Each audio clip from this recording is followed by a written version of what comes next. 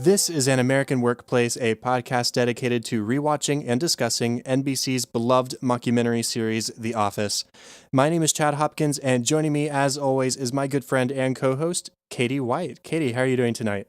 I'm well, but not as good as you. Second place in Office Trivia. How does it feel? Yeah, it feels pretty good. First place would definitely be even better, but we were only 1 point behind. And there were some pretty big teams out there that had a lot of brain power going at it. So I feel pretty good about only being a point behind with 3 people on our team. Did you manage to plug the show at all while you were there? I wish, but it was an absolute madhouse. There was no chance of plugging anything if I even wanted to. But still, maybe sometime in the future, maybe the next one. That's a lot of fun. That sounds really cool. Yeah. Yeah, and we're actually going to be diving into my experience a little bit more in our bonus episode this week. So a little plug for our Patreon. If you would like to hear some of the questions that were asked and just a little bit more about the experience, you can go over to Patreon, subscribe for as little as $1, and join in the fun. But in the meantime, let's just go ahead and dive into our episode discussion. We are first talking about Customer Survey. It aired on November 6th of 2008. And was directed by Stephen Merchant, which is really cool because he is one of the original creators of the UK Office with Ricky Gervais. And they also together wrote The Convict back in season 3. So this was his first episode to direct of the show. It's his only episode to direct of the show. But it was written by Lester Lewis. Once a year, Kelly, as customer service, creates a rating of each salesman based on customer surveys. This year, both Jim and Dwight, 2 of the best salesmen in the office, have surprisingly low scores. They find this unlikely, so they search for the reason. Andy and Angela continue to plan their wedding and finally settle on a location. Happens to be Dwight's beet farm. And Pam is approached by a friend, proposing that she not move back to Scranton because she has a lot unfulfilled in New York still. It seems to give her and Jim a lot to think about. We get to see a little bit more of Kelly's vindictive side, which I didn't really know existed up to this point. She's been pretty tough on Ryan this season, but that was pretty well deserved too. So we get to see a little bit of a twist on Kelly this time around. Yeah, I guess I always knew she had it in her because her toying with Ryan, but as you said, he deserved it. But the reason that we learn that she is messing with Jim and Dwight is just so silly. Yeah. She, over the summer, threw a America's Got Talent finale watch party, invited the office, and Jim and Dwight were the only 2 people in the whole office that didn't come. And they just now remembered this when she basically kind of hustled them out of their bonuses. Their bonuses depended on these surveys. So pretty intense. I mean, to get Jim and Dwight that worked up about something like this, it clearly had some real results in their finances. So not something necessarily to mess around with, but she does have a little bit of bite to her, yeah. And before we find out that it was Kelly sort of messing with them and trying to seek revenge in a way, you have Michael trying to figure out what to do about these 2, and he decides he needs to micro-jing them. He doesn't know exactly what the term for micromanaging is. He says, I'm trying to remember exactly how he phrases it, but I'm going to manage you on a more micro level. Is that's that it? Yeah. And he asks, a more micro form of management. Yes, that's Jim what it says, is, he says, Jim, what is that called? And Jim says, microgement. Yes, boom, that's it. So he comes up with this whole scenario where Jim is the customer and Dwight is calling and trying to make the sale, and Jim decides to have fun with it and goes so far into it that Dwight gets super worked up. Michael buys into the fantasy, and it ultimately makes Michael at least kind of consider firing Dwight just because he's so bought into this story that Jim has crafted around the character of Bill Buttlicker. So it's interesting to see how Michael tries to handle the situation when really they don't need it. Yeah, that has got to be, I think it's arguably people's favorite funny scene from The Office. It's definitely up there. I'd say it's maybe top 5. People love the Bill Buttlicker fake phone call, and it's just really good. I mean, I get why they like it. I really like it too. I don't know that it's in my top like absolute favorite moments, but it's really, really funny. Watching just how invested all three actors are in this scene. The stakes are just really high. And they're all completely, it's as if it's a real sales call, and they're just hilarious. The thing is, though, at least the criticism for Dwight seems pretty legitimate, you know? Like, Kelly does a really good job of writing comments that could be pretty applicable to, especially Dwight, maybe a little bit to Jim, but she writes stuff like, his personal style is abrasive and distasteful, and he's aggressive, hostile, and difficult. And if that doesn't describe Dwight, then, I mean, what other words would you use to describe Dwight? So she does a pretty good job of trying to cover her tracks. But unfortunately, both Jim and Dwight are pretty good salesmen. So, which always kind of surprised me, because Dwight, he is aggressive. He is hostile a lot of times, and we even see that with his clients, with his customers. So that wouldn't come out in his day-to-day sales is surprising. So I think that's right on line. I don't think Michael even was surprised to see that he was being, criticized for that. But yeah, for Kelly to pull her personal opinions about Dwight into the situation is pretty inappropriate, but I still love her. It's okay. Right. And then the way she tries to act it off once they figured the whole thing out and Michael confronts her about it, she first says, I have no idea what you're talking about. What could you be talking about? And then when the ball drops and there's no escaping it, she says, I was raped. And Michael says, Kelly, you can't just keep doing that. Not again. Again? That is an awful thing to claim when it didn't happen.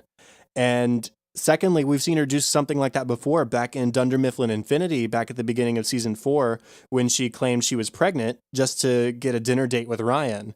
It's just crazy the lengths she's trying to go to get out of this situation. Yeah, she's someone to me that seems like she thinks she's always like on a reality show or something, because her, like, she speaks as if there are cameras on her all the time. You know what I mean? Like, which I guess they're doing a documentary, but anyway, it's she says things that no sane person would say, or no, like, mentally healthy person would say, honestly. Yeah, and this whole thing with Jim and Dwight, it didn't ever, like, hit me really how that kind of messed up that was, because they easily could have just been like, wow, I guess we were really off our game this year, that sucks, and kind of moved on, and they could have really gotten a financial hit, but they caught it in time. When they do confront her, Dwight says he's painting a picture of a girl from southern India.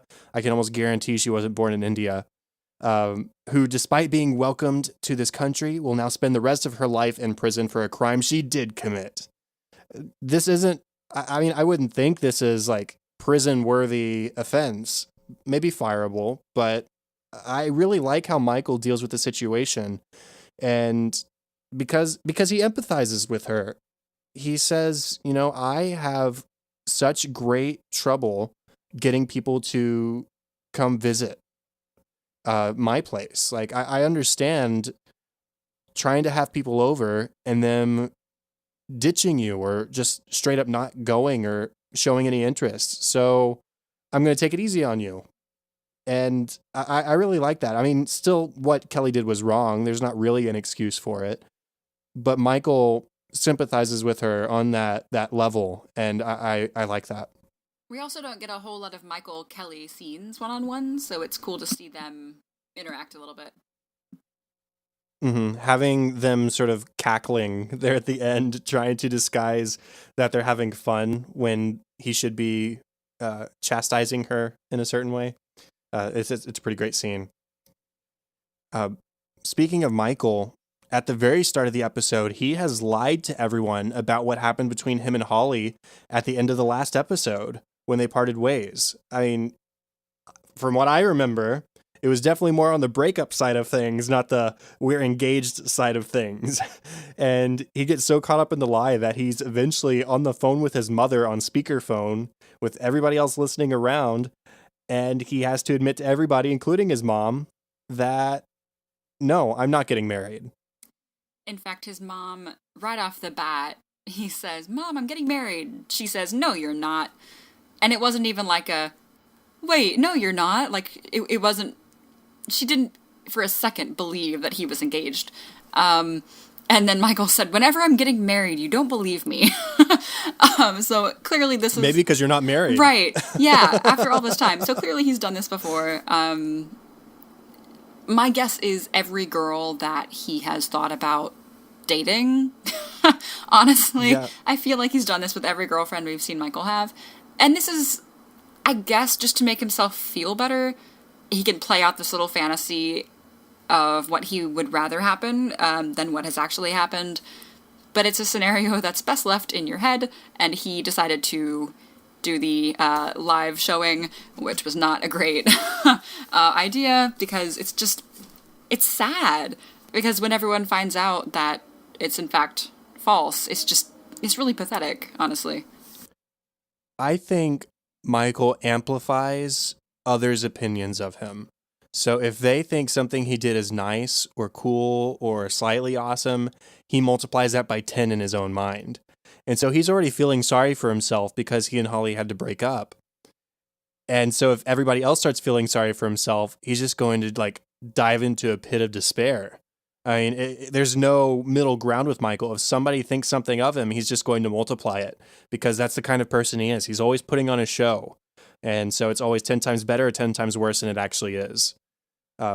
Which, I mean, I can sympathize with, but Daryl says at the beginning of the episode, "I'm not a great believer in therapy, but I would pay his copay out of my own pocket for a therapist," because a guy who lies about an engagement when really it was exactly the opposite, there's a little something going on there. And then, of course, we have our Andy Angela storyline here, which all three storylines are just a little, well, two or three are just a little much. We have our Andy Angela one where they finally settle on a location, which to our knowledge is the first real step in planning the wedding. Like, this is the only thing that they decided on. Because Angela has just shot every opinion, every idea that Andy has had down until this point. And they got engaged a while ago at this point, and they've made no moves. So finally, they make some progress. Angela demands that she must get married in a hand-plowed field that has a barn with antique tools, and it must be in a 5 to 8 mile radius. Can you think of many places? Because she knows exactly where she wants, and it's, of course, Dwight's farm. She has these little light bulbs going off in the back of her head. So she's clearly not over Dwight yet.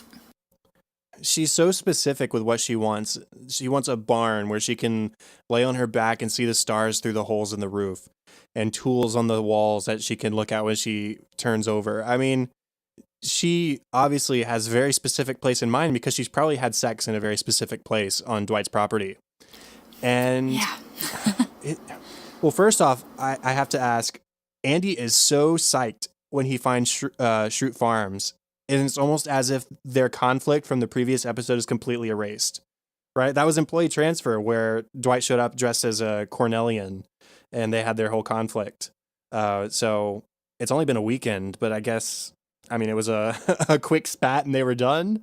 I don't know. But poor Andy, he doesn't realize he's being super cuckolded and being tricked into marrying a woman on the property belonging to the man she's having an affair with.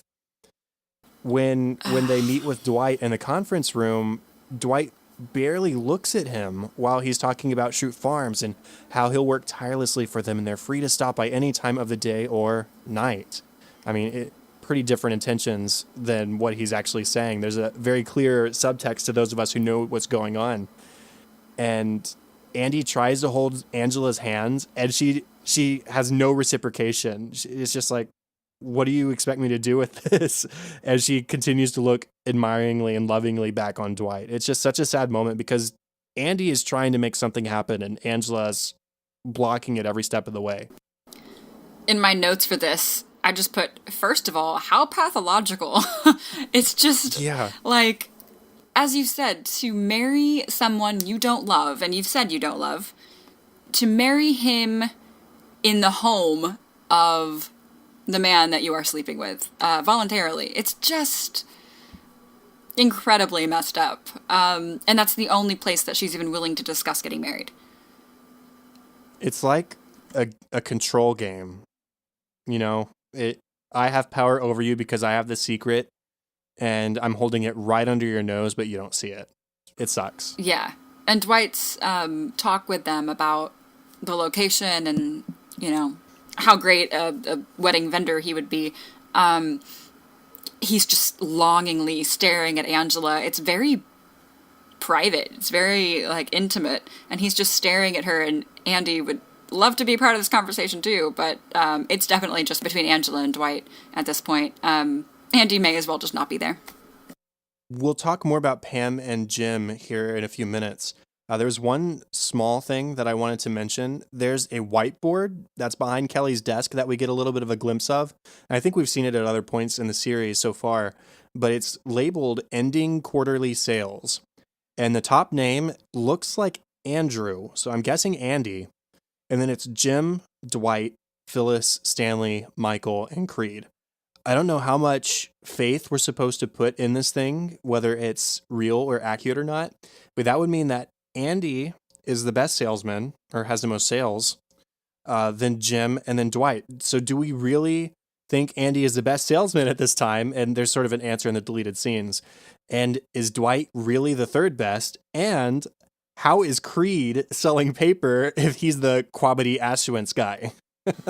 And should Michael even be counted? Right. I mean, I was sort of a little bit more flexible in that because as a manager, we've seen him make a few sales, but yeah, I don't know if that's there for commission purposes or just for the sake of keeping track of stock, or I don't know. Right, that but makes sense. It was just a really interesting chart for me. I can't say that I noticed that. I'll have to rewatch and take a look, but yeah, that's interesting. And Creed is the real question mark there. I'm real curious. Yeah. I'm wondering in later seasons, without giving anything away, if they decided to make Andy a bad salesman, if that was just a plot point later on. But that doesn't seem to be an issue necessarily in these earlier seasons anyway. Well, like I said, there is a deleted scene, and I guess I can go ahead and mention it now. There's a deleted scene where after Jim and Dwight get their bad scores from their customer surveys, Andy says, "Yes, I'm no longer the worst salesman in the office." So, right. I don't know. Maybe it's not an accurate whiteboard, but it's interesting anyway. Yeah, good discussion point. How about funny stuff? Regarding Michael's wedding, that isn't going to happen. Kelly, so he tells Kelly that she can be a bridesmaid, which pretty sure that's not his decision to begin with. And then he tells her that she can wear any color that she wants, so Kelly buys a bridesmaid's dress, and it is white. And this is the second time in 5 seasons that we have seen Kelly do this, the first being Phyllis's wedding, where she said it was an emergency, and then we get a talking head where she says, "I look really good in white." So Kelly likes to wear white to weddings, clearly. Yeah, I guess so. Try and steal attention away from the bride. That's exactly, exactly, because it's Kelly and she just loves all the attention on her. Imagine Kelly's wedding, I gotta say. That girl. Bridezilla. On Jim's customer survey, they use the words smug and arrogant, but Michael pronounces it smudge. Either that or Kelly spelled it wrong on the paper. I don't know which it is. But Jim starts sort of retaliating against that. Like, there's no way. And Michael says, "There's the arrogance." And Jim says something else. And Michael says, "And there's our smudgeness." That's always a great reference. That is pretty low key in public, but it's pretty funny if you get the joke. Something that we were just talking about, actually, the Angela Dwight love connection in the conference room. I wanted to point out the camera frame, which was actually really funny when they were having that discussion between Dwight and Angela. Andy was in the room, but it was clearly just between those two. The camera was really tight on Angela's face, and Andy, wanting to be so much a part of this conversation, just like leaned in. He was just really trying to be a part of this conversation, and it made me laugh really hard.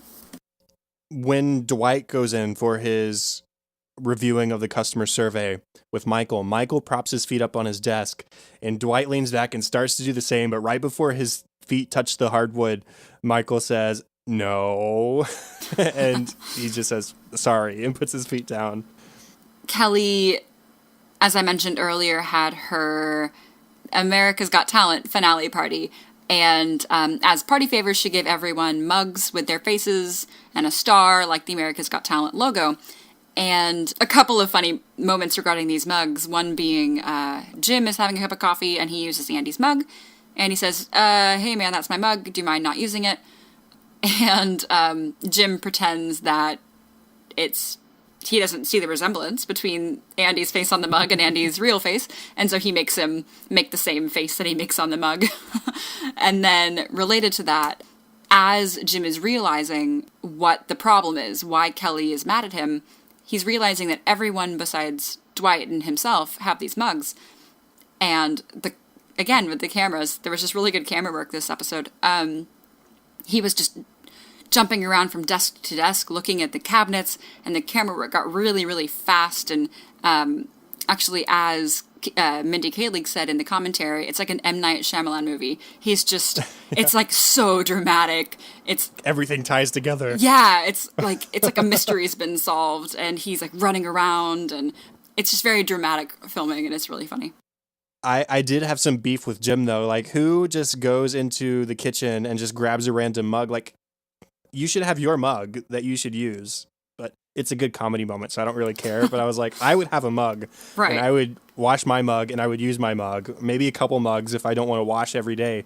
But still, whatever. Yeah. Dwight, when he confronts Kelly the first time, before they have proof about sabotaging, he says, "I know you're the mastermind, but you're too stupid to do it by yourself." Those directly conflict with each other, Dwight. Those are two conflicting notions. And then he says, "The reason I got bad customer reviews is because I didn't." I always love that one, too. Again, conflicting, Dwight. And then last one for me, I think, we didn't mention it earlier, but Jim and Pam have the world's tiniest Bluetooths. So they have itty-bitty Bluetooths in their ear just to talk on the phone all day because, as Pam says, Dunder Mifflin has a policy against 8-hour personal calls. So they're sneaking around and doing it. And Jim has some fun with Dwight during the day because Dwight doesn't know that he's talking to Pam in his ear. And so he'll just, I don't know quite how to describe it, but he'll be talking and Dwight thinks it's to him. And Jim's like, "Well, I'm not talking to you." "Well, who do you think is there?" And like, he'll say thanks and love you too. And Dwight's like, "I did not say I love you." And just kind of messing with Dwight all day. What do you think I'm saying to you? And that transitions into our discussion topic because, as you mentioned, they did have the world's tiniest Bluetooth as a way to sort of cope with the distance and be in contact with each other a little bit more regularly, which has been a theme of season 5 so far. And there's a moment at the very end of the episode where Pam is not confronted is the wrong word, but he's approached by her friend Alex from the Pratt Institute. And he basically says, "You came up here to get better at your art and to pursue your dream, right? Well, then you shouldn't go back to Scranton. You should stay here because this is where the art scene is. You came here to get better at your art, so stay here to get better at your art." Obviously, the conflict there is she's engaged to Jim also, and they've been struggling with the distance already. Can they make it last longer? Now, unlike earlier in the episode where Jim sort of momentarily mutes the Bluetooth device in order to sort of keep Pam in the dark on just a couple things as he's trying to figure things out and not scare her, Pam leaves it on. And so Jim hears all of this, and you see both of them reacting in real time to what Alex is saying. And so I just wanted to bring up for our discussion topic, what do you think each of them is thinking? I'll start with Jim. I think he's thinking, like, God, I don't want to be selfish. Mm-hmm. Of course, he wants Pam back. He wants his fiancée back. He wants to kind of get a move on with their lives. But he knows why Pam is there. He knows why he okayed it. Or not okayed it, but why he gave her his blessing to go to New York. I think he's just kind of trying to remember, okay, I said that this was okay. This is her dream. It's going to be okay. We're strong enough to do another 3 months. As for Pam, I don't know why, but a part of me is like thinking that she thinks that Alex is maybe right. Because she did go to New York to do art, and specifically to complete art school, to pursue her career as an artist. So can that realistically happen in Scranton? Do they need to move to New York for that to happen? Is she good enough for that to happen? Jim, I mean, would likely, at least for a long time, be the primary income holder, especially if she's just starting out. So is that feasible? Like, all this stuff. Just personally, I'd feel like I'm being a burden. So I bet that is kind of going through her head a bit. I hadn't thought about that angle with Pam regarding, am I good enough? But I think that's pretty good. I think Jim's sort of reaction is a little bit easier to pick apart just because we've seen that Jim has proven that he wants the best for Pam if it makes her happy, if this is what she wants to do and pursue her dreams. And he sees the truth in what Alex is saying. This is something that she has wanted for a long time. There were references to her being an artist way back in the beginning of the show. He was encouraging her in season 2, Boys and Girls. Isn't that the name of the episode where Jan first mentioned this art program? Yeah, Boys and Girls. And yeah. And so he's been championing this as a possibility for Pam for a long time. So it's easy to see exactly what his conflict is there because he doesn't want to be with her. I mean, heck, he drove and met her halfway just so he could finally be engaged to her. But Pam, I think it's definitely what you were saying about maybe not feeling good enough. But I think there was maybe even a small part of her that might have been thinking, it has been a while and they're nearing the end. We find out in the beginning of the next episode that she's only a week away from coming back. And how much longer can they keep this going? There's just a lot of different kinds of conflicting emotion in Pam especially. As for deleted scenes this episode, I only had a couple to talk about. Jim admits to Dwight that he was right to be suspicious of Kelly. So they celebrate a little bit. Pam on the Bluetooth wonders what else Dwight might have been right about over the years. We get a series of scenes where Dwight says ridiculous things like, big pharmaceuticals don't want you to know that beet juice is both an aphrodisiac and a laxative, which sounds disastrous. That's a bad combo. Sounds horrible.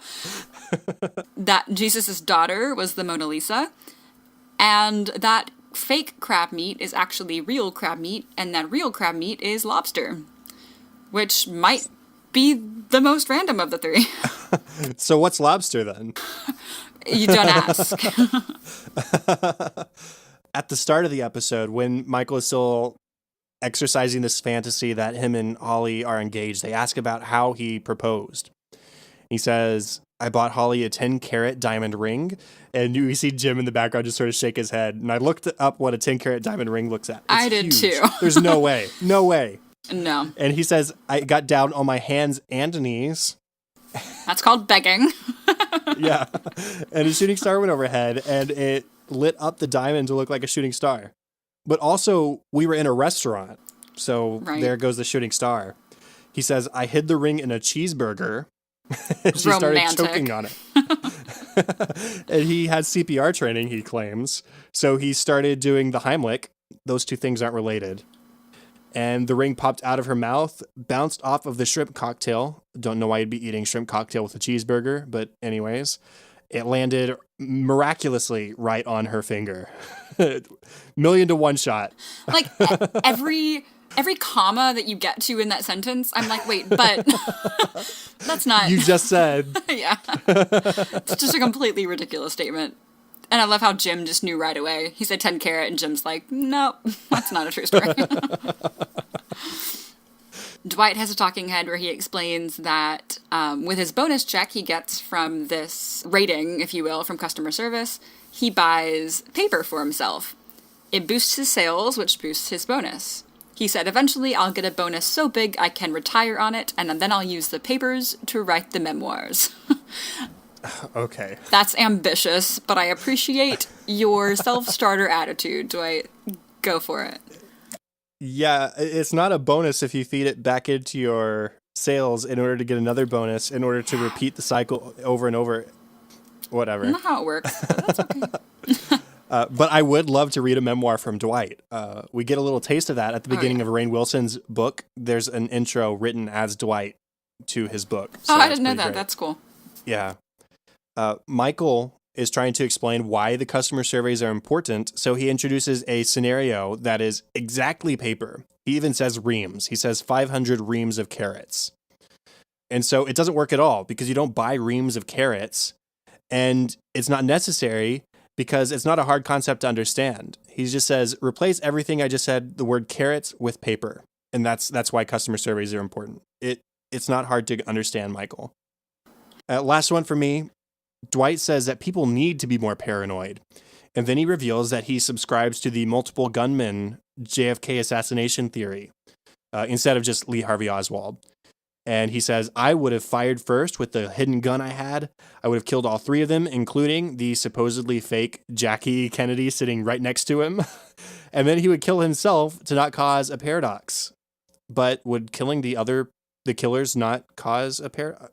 Whatever, Dwight. But then he says he would twist out of the way of the bullet at the last second, which you can't do. It's not going to happen. And also, then you would not die, thus creating a paradox. But yeah, anyway. Yeah, lots of conflict within what people are saying in this episode.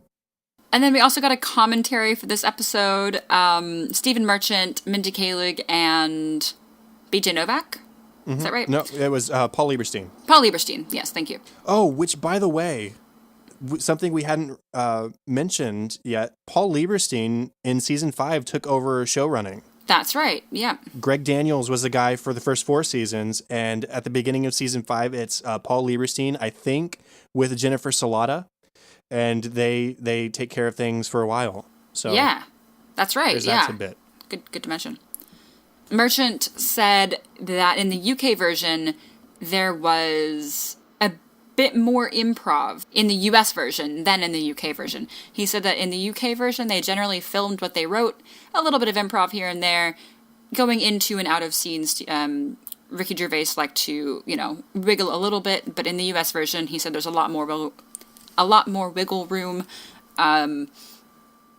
He was surprised at how much, like, Steve Carell, for instance, would improv. He said that it was so frustrating because he would, like, slave over a joke, take it in, and then Steve Carell would just make it better in one take. He would just rewrite it for him. It's like, well, fine, okay. I guess you're better at this.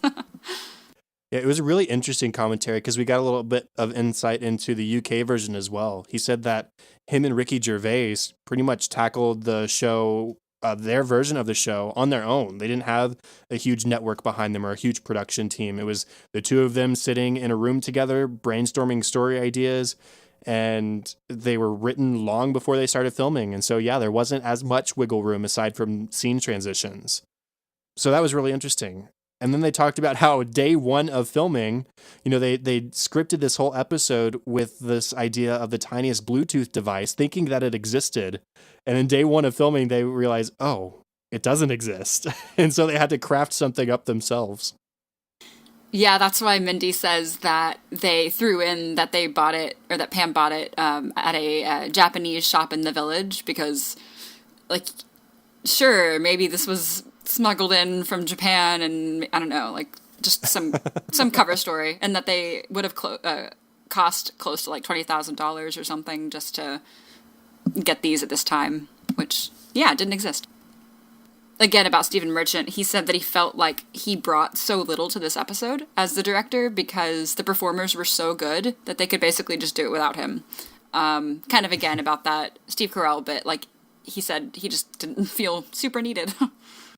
He did say that the butt liquor scene was not in the original script, but it did come from a concept by him based on experience he'd had a while back uh, regarding training in a selling environment. And something else Merchant did was he actually rehearsed the actors before filming, which isn't something that they normally did on the set of The Office. So that was cool that he brought something different in to the table. He mentioned a joke that was cut, a joke gone too far, which I don't even super feel comfortable mentioning, but I will in the name of The Office. It was a joke that Dwight presented Michael as a congratulations on your engagement gift with a ring to wear for his wedding day. It was a ring with the Star of David. Now, Dwight is not Jewish. He is German.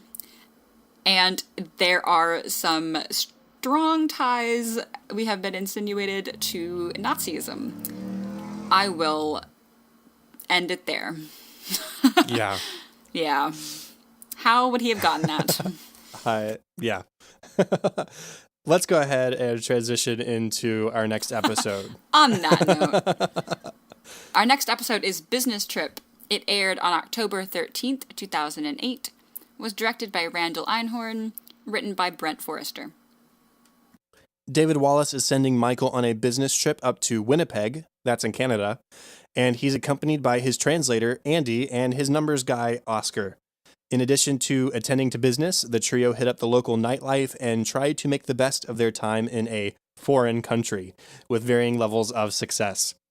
Back in Scranton, Jim is anxiously awaiting the arrival of Pam at the conclusion of her time at Pratt, only 1 week away, until she learns that she's failing a class and will have to retake it, meaning another 3 months in New York.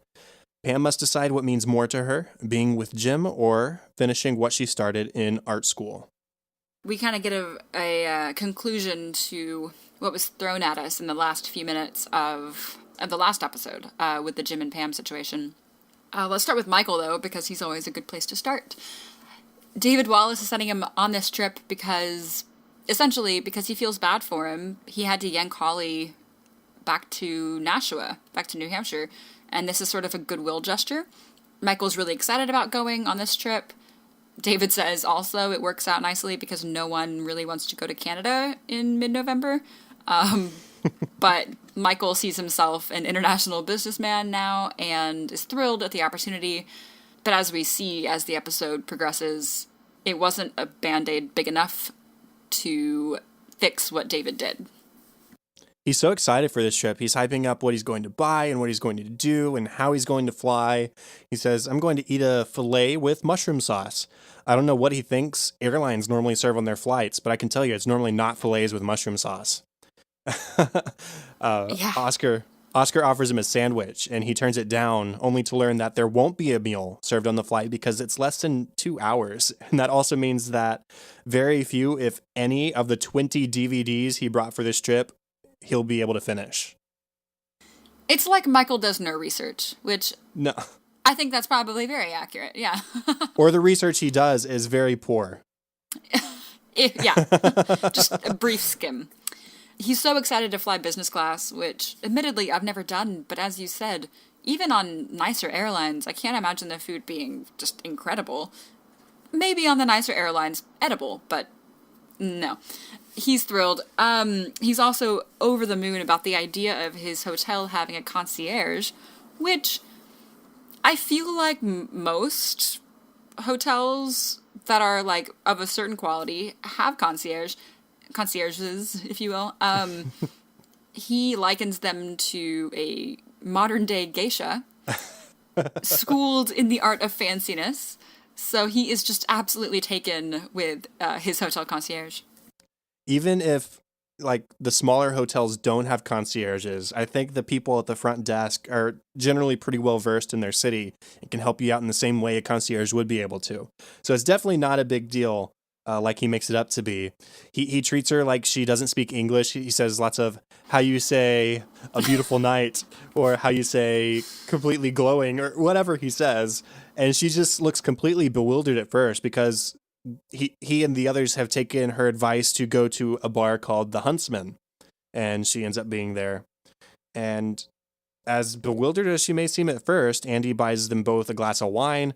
I don't know if it's alcohol that does it, but they end up leaving the Huntsman together, making out in the alleyway, and then going to the hotel together. I assume they actually did have sex, but I don't know if it wasn't good because in the morning, because she seemed to want to get rid of him. Honestly, there's no like sort of heartfelt goodbye. I mean, not that they had any real connection, but it's here. You can leave. I'm tired. I don't want breakfast with you. Oh, and you left your shoes behind. I'm going to put them outside my door so you don't come back inside. You know? I did even get the feeling that it was morning. Mm-hmm. I feel like that was a pretty immediate goodbye. Yeah. But yeah, it didn't seem super friendly either way. And we watch a really rejected Michael just kind of, I don't know, saunter away from her room. Mm-hmm. I think that's where he really starts to miss Holly most. Because even his rebound from Holly, it's not exciting enough. It's not friendly. Mm-hmm. It's a stranger, and he's just lonely and sad, I think. David apologizes for Holly at the start of the episode, and Michael says, oh, it's all in the past. But hooking up with concierge Marie showed him how special it is to be intimate with someone you feel close to, i.e. Holly, versus someone you don't. And at the end of the episode, after he's made the sale, it's been, for all purposes, a pretty successful trip. He calls David out on it on the phone. He says, it was a really sucky thing to do when you knew that I liked her. And, I said, at the end of, what was it? What's the name of that episode? Crime Aid, when he first found out, that I get it. I understand why David reacted the way he did, because we saw what happened with Jan and Michael and the litigation they had to go through and how expensive it could have been in the end, just because Jan went off her rocker and there was a relationship with Michael and all that kind of stuff. So I don't completely blame him. I do think he reacted a little too quickly, trying to prevent a situation or not. But Michael, I don't know, he's pretty upset because we've seen how respectful he's been to David and how over the moon he is with Dunder Mifflin in a lot of situations. But he yells at David and then hangs up in the middle of what David's saying. He's pissed off. And I side with Michael. I side with both people in this situation because I think Michael also has a reason to be pissed off. We don't see Michael get pissed off too much, really at all, and especially at David. And for him to hang up on David like that, a man he respects, I think, and kind of needs to respect. I mean, it's his boss. To hang up on him mid-sentence is a bold move, especially for Michael. So I think that even more, it's a testament to his feelings for Holly, because that really, really wasn't okay in his book that he did that to Michael. At the very end, the sort of last thing we get from Michael is he's got a talking head as they're boarding their flight. He says, why have I worked at Dunder Mifflin for so long? I think it's because they respect me. Do we think that's true? That they respect him? Mm-hmm. Oh, loaded, deeper question than we have time for. Yeah. I don't think they do. You don't? Not really. The only counter I have to that, though, is that he still has a job, Yeah, but to that I would say he's trained, he's holding the office together pretty well. They have good numbers, all things considered, and why lose what's working? I think they may think he's a suitable manager, but I don't think they necessarily respect him as a person. Okay. I think we can leave that there for now. Yeah. We'll get back to that at some point. Yeah. That's interesting. Let's go to Andy and Oscar. I like this little friendship that's starting here. It's small. Oscar is putting the brakes on it. We're going to ease into this. But Oscar and Andy drunkenly discuss at the bar at the Huntsman why Angela won't sleep with him. Now, Oscar has shared a corner with Angela and Kevin for a long time. So Oscar knows Angela pretty well. And he's not a huge fan. So he starts kind of badgering Andy about it in a friendly, drunken way. And they end up calling Angela, and Andy is just pretty far gone at this point. And in the middle of that phone call, where he's asking her why she won't sleep with him, we hear a familiar voice in the background saying, "Who is that monkey?" Which, as we know, monkey is Dwight's name for Angela. So they're back together, I guess, which is the first time we've seen them hook up since he said he wouldn't with the ultimatum. Is that right? What did you just say? I was sort of... No, it's good. We haven't seen Angela and Andy hook up since the ultimatum with Phyllis, since Crime Aid, I guess. Yeah. Do you think that Angela gets so pissed off at Andy for the phone call because he sort of caught her in the act? Yeah. That's something that just sort of occurred to me. Because, I mean, yeah, I think she'd be pissed off for him drunkenly calling her. But I think the fact that she was having sex with not him at the moment sort of heightens it. Yeah, I think she got scared, for sure. I can't imagine Angela being anything but pissed in that situation because it's Angela, and why not be angry? Because she can be. But that's a good point. Yeah, I didn't think about that, but that makes sense. We get a little bit more glimpse into why Andy thinks he likes Angela, at least, or why he does like her, at least from the perspective of his drunken self. He says, "I see a soft jelly in the middle of her, and she's helping me to be a better person." But I don't believe that because Angela's not a good person. So I don't know exactly what Andy thinks she's helping him to be better at, but he sees something. We also see Andy trying to be a wingman for both Michael and Oscar in this episode. I wondered why, but I think it comes down to he thinks he's happy with Angela, but he's not. And not being happy in his own relationship, he's trying to help others find it in theirs.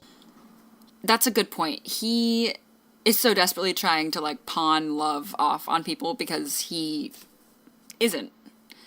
Yeah, that's kind of all I have to say about that. That's a good point. And the last thing I have to say about Oscar, at least, is I like seeing him have a little bit more of a fun side as he and Andy both get drunk. And he seems pretty serious at first, but when Andy actually starts to make the call, he gets giddy all of a sudden, like drunken giddy, like, "Oh, don't call her, don't do it." And he like shouts at Angela over the phone while Andy's on the phone with her. "Why won't you do Andy?" I really love seeing Oscar happy. We don't see him happy a whole lot. He's very pragmatic a lot of the time, and he's very factual. I mean, he's an accountant. But seeing him have fun is a lot of fun. Then I say last, we've sort of got a storyline and a half left to briefly talk about. Pam is coming back in a week, or not. She fails one of her courses, and so she has to retake it, which means another 3 months. And Jim, again, is ever supportive and tells her, "It's not about me, it's about your dream, and it's about doing what you went there to do. Come back the right way," is what he says to her. I just realized half of what my discussion was earlier related to what Pam said, or Pam here. But anyways, so that means I've already said it all. Pam comes back. Pam comes back. She decides, you know what, this is the right way for me. You said to come back at the right time, doing the right thing for me, and this is it.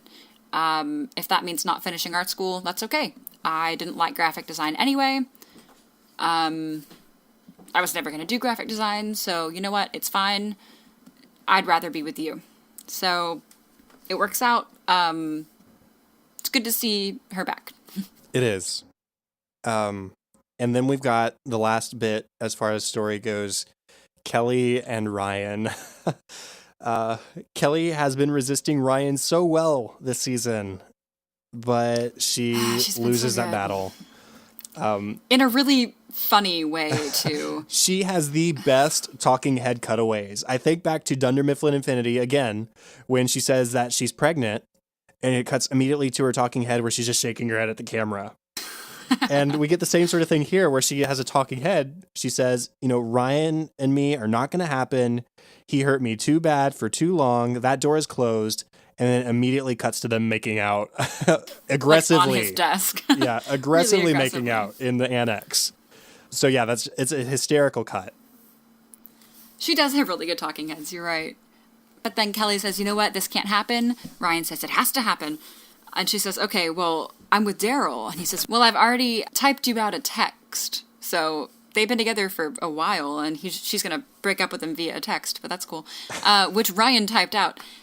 And he said, we'll press send together. So it really wasn't even her decision to do it. He kind of broke up with Daryl for Kelly.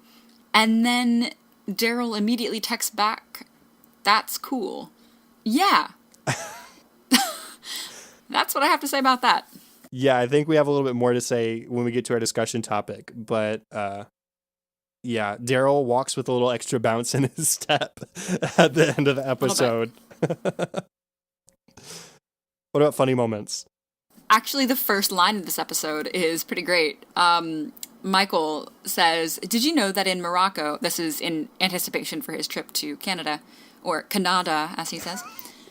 Did you know that in Morocco, it is common to exchange a small gift when meeting somebody for the first time? In Japan, you must always commit suicide to avoid embarrassment.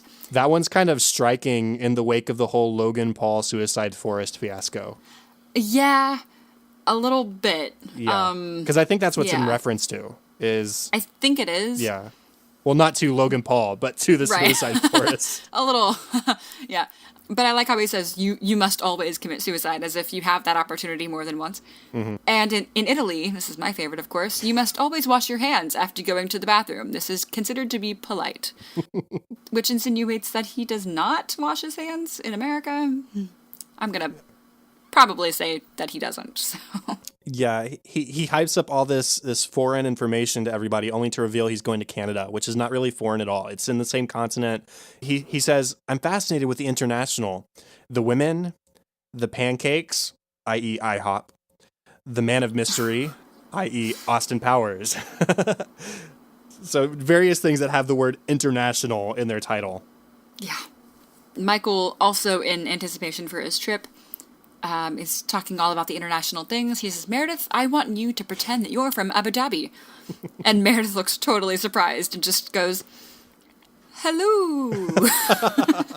In this vaguely English, British It's almost accent. like a Mrs. Doubtfire. Hello. Yeah. Hello. It's, yeah, pretty great. He covers her face with his jacket. Now you are sexy in your culture. Right. Michael packs 3 suitcases, with 2 of them being empty ones for souvenirs from Canada. Again, just a reminder. And it's a 1-day trip. Like, they're staying one night and then flying back the next day. So, like, he maybe needs a duffel. Maybe. Yeah, maybe. Toiletries and a change of clothes. That's, yeah. Not even one of those suitcases. They were big, too. But he also gets a per diem for this trip for food, of course. Michael is on the phone with David Wallace and says, I know what I'm going to spend this on. I'm going to spend it on a sweater. David says, you know that this is for your food, right? He says, I'm going to spend different money on that, which means Michael's buying himself a sweater. Yeah, basically. I mean, yeah. Yeah.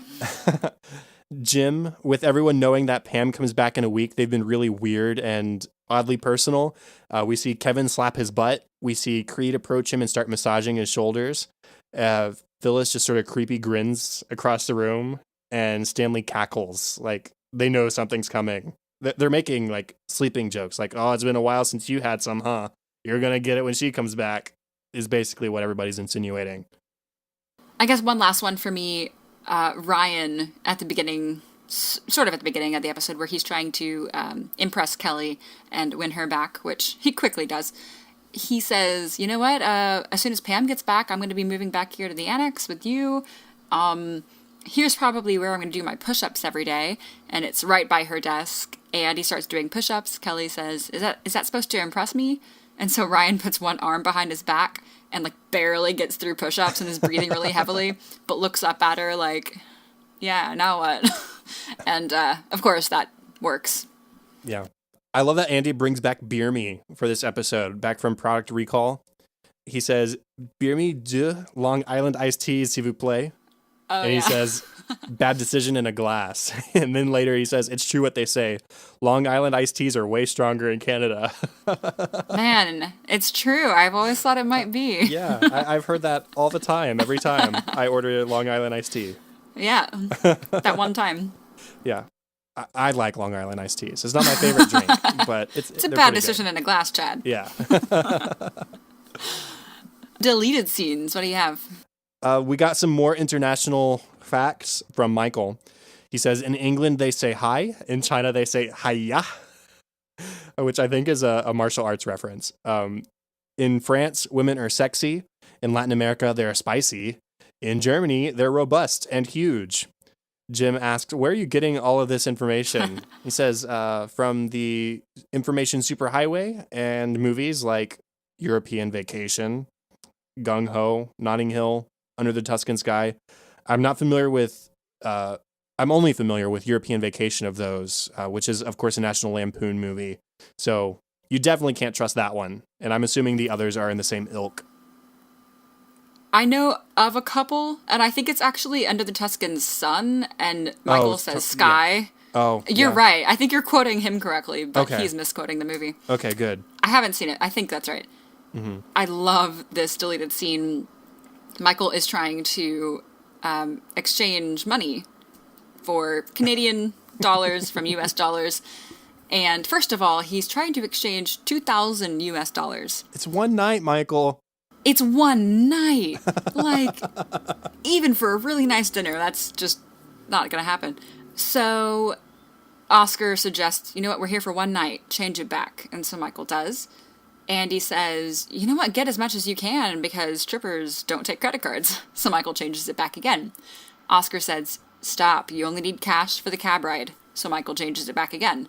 All this time, there was a handling fee, so he now has $1,800 instead of $2,000. So all of that, and he walks away $200 poorer. Yeah, it's funny that she doesn't just, like, switch his money out. She treats it as a transaction every single time. Right, smart. Yeah. Honestly. Andy talking with Oscar on the plane. Oscar says, I haven't been in a relationship in a long time, which is significant because that means that he and Gil broke up.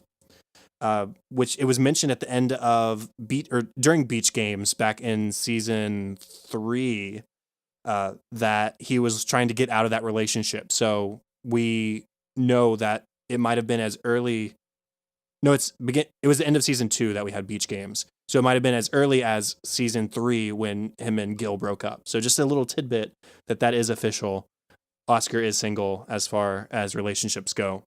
Just a little silly one. Jim suggests that the proper manners in Canada are to present a bottle of Vermont maple syrup. So Michael does this at his business meeting in Canada, which I assume is just like a giant slap in the face because you're in Canada with probably amazing maple syrup. And Vermont, I'm sure, has great stuff too, but I feel like there's this rivalry, you know? Mm-hmm. I mean, Canada has a maple leaf on their flag. It's a pretty big deal for them. Yeah. Probably a big slap.